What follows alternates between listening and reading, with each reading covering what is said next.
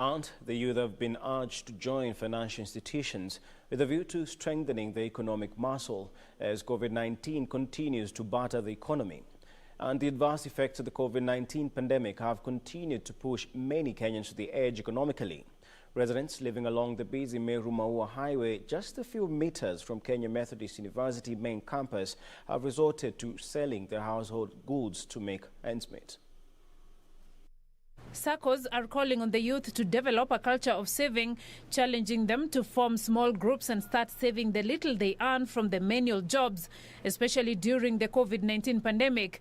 The youth have also been urged to take advantage of the low interest rates offered by the SACCOs, as well as numerous and unique products to suit their current lifestyle. Because our purpose here is to save money and get loans. That is the purpose of a SACCO. So if you come in, you will save, we give you 4 times of what you have saved in the lowest interest. In the meantime, hundreds of native Maasai families living in conservancies neighboring Amboseli National Park in Kajiado County have been left vulnerable since the COVID-19 pandemic hit the country. Here, families depend on international tourists to make a living through selling beads, ornaments, artifacts, and entertaining them through dance and song, an industry that has since been adversely affected.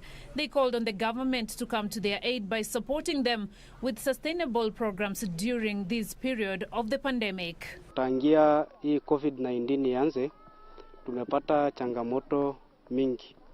Moja, walipoenda, sasa hatukupata pesa kupitia kwao kwa sababu tulikuwa tunauza hii vinyago na maushanga, lakini walipoenda basi biashara yetu iliharibika.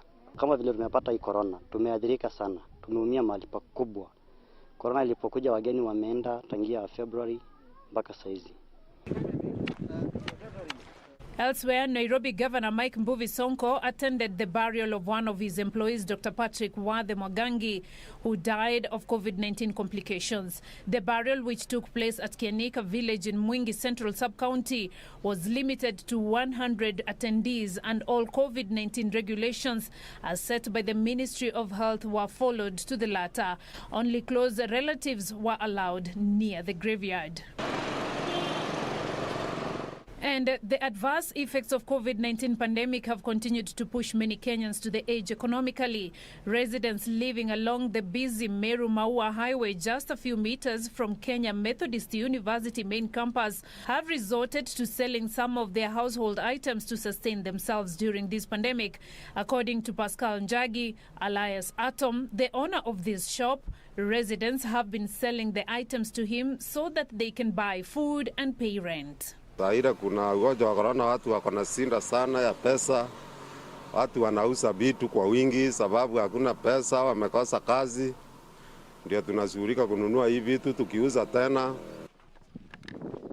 Finally, in a rare gesture during the coronavirus pandemic, a community in Makema ward of Meru South in Embu County came together to raise resources for a 55-year-old widow who lost her 2 sons early this year.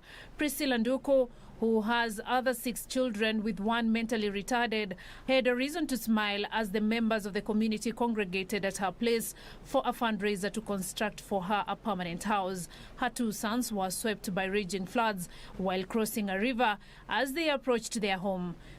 Na basi mimi na rafiki yangu Kamau na community pamoja tunataka siku ya leo kuensure ya kwamba huyu mama na watoto wake hawatarudi tena kuishi kwa hili jumba, watahamia kwa nyumba mzuri pale ambapo watakuwa wanaishi vizuri. Beatrice Gatonyangetich, Channel 1 News.